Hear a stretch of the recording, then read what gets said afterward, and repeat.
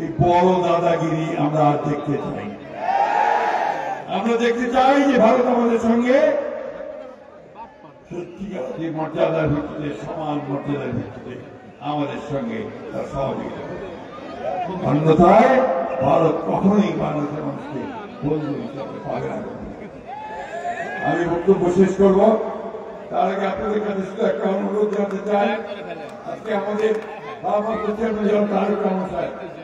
তিনি অক্লান্ত পরিশ্রম করে, দিবারাত্র পরিশ্রম করে 10,000 মাইল দূর থেকে তিনি আমাদেরকে নেতৃত্ব দিয়ে এই ভয়াবহ দানবীয় হাসিনাকে দেশ থেকে তাড়াতে, তাই না?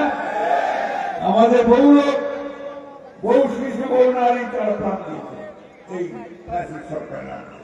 বিশেষ করে 24 জুলাই মার্চে জুলাই যুদ্ধ করে সেদিকে আমাদের প্রায় 2,000 শিশু নারী আমাদের শহীদ হয়েছে। আপনাদের চাঁপাইনবাবগঞ্জেও প্রায় শতাধিক লোক আহত হয়েছে, নিহত হয়েছে এবং হাজার হাজার লোকের বিরুদ্ধে মিথ্যা মামলা হয়েছে, তাই না? আপনাদের কিন্তু অনেক মামলা ছিল না? গোটা বাংলাদেশে 60 লক্ষ মানুষের বিরুদ্ধে মামলা, 20,000 লোককে হত্যা করেছিল, 1700 মানুষকে তারা গুম করে দিয়েছিল। ইলিয়াস আলী সহ আপনাদের এলাকাতে অনেকে গুম হয়ে গেছে। এই ভয়াবহ অবস্থাকে আমরা আবার ফেরত চাই।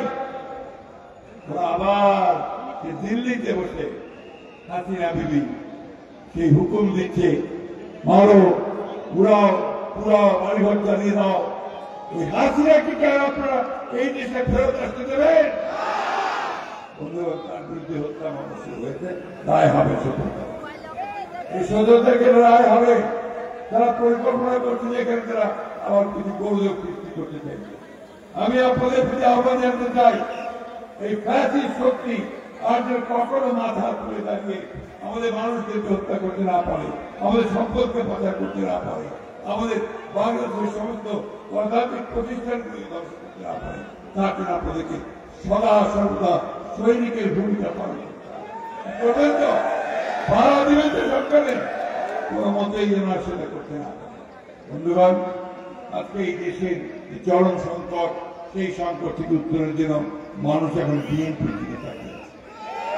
বিএনপিকে সেই নেতৃত্ব দিতে হবে যে নেতৃত্ব দিলে সত্যিকার অর্থে বাংলাদেশ, যেটা আমাদের চেয়ারম্যান বলছেন, আমার বাংলাদেশ, আমাদের বাংলাদেশ, তাই না?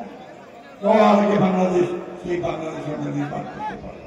আমরা সত্যিকার অর্থে আমাদের এই যে অসংখ্য যুবক ছেলে যাদের কোনো চাকরি নাই, তাদের চাকরির ব্যবস্থা করতে পারবে। তারেক রহমান সাহেব বলেছেন, তিনি যদি আপনাদের ভোটে নির্বাচিত হতে পারেন তাহলে 15 মাসের মধ্যে তিনি 1 কোটি কর্মসংস্থানের ব্যবস্থা করবেন, চাকরির ব্যবস্থা করবেন।